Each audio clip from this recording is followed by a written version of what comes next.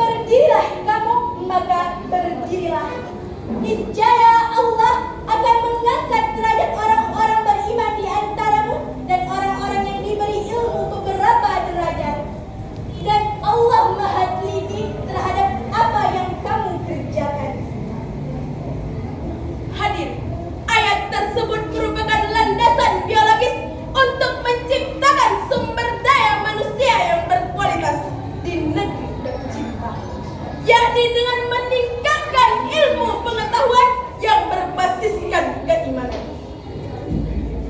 Profesor Dr. Muhammad Sulaiman Al-Ansari dalam kitabnya Sunan At-Tafsir menjelaskan bahwa ayat tersebut menjelaskan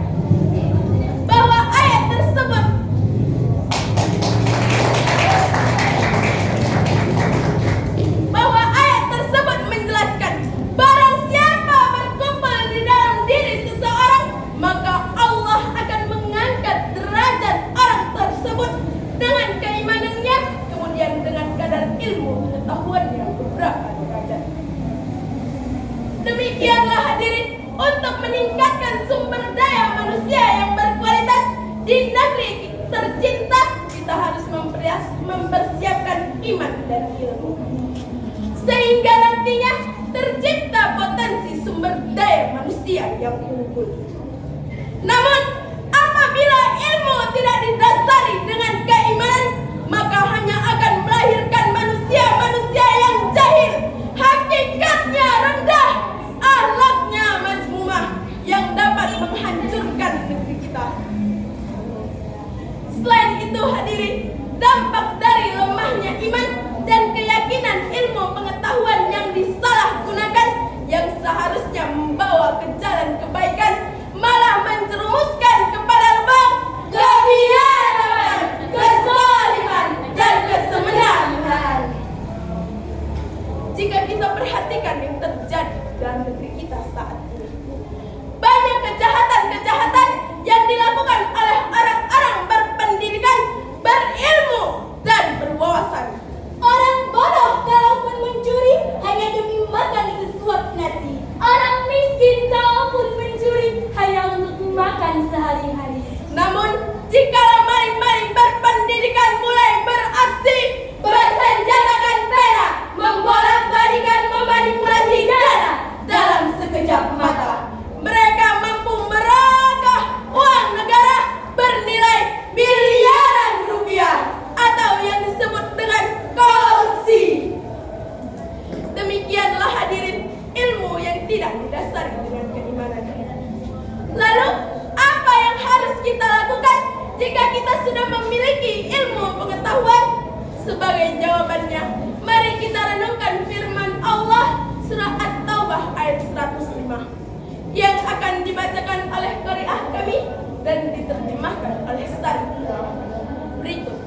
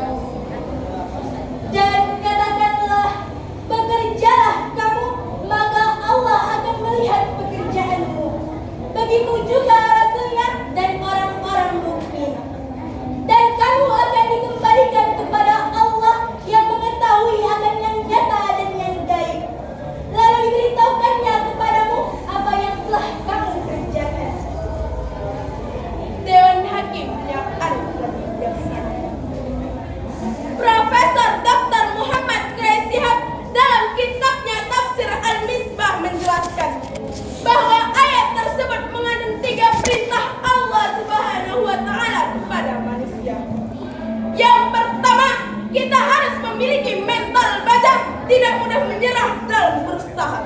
Yang kedua, kita harus mampu memanfaatkan waktu dengan sebaik-baiknya.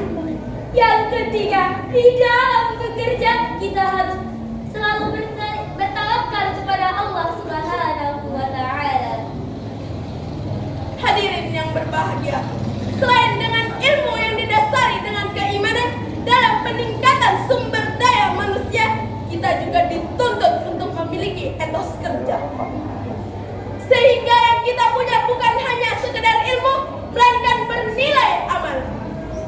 Apabila hal tersebut dilakukan oleh insan-insan agar Allah Subhanahu wa taala memberikan pahala yang berlimpah sebagaimana firman Allah surah Al-Maidah ayat 9 yang akan dibacakan oleh qari'ah kami dan diterjemahkan oleh Syarif berikut.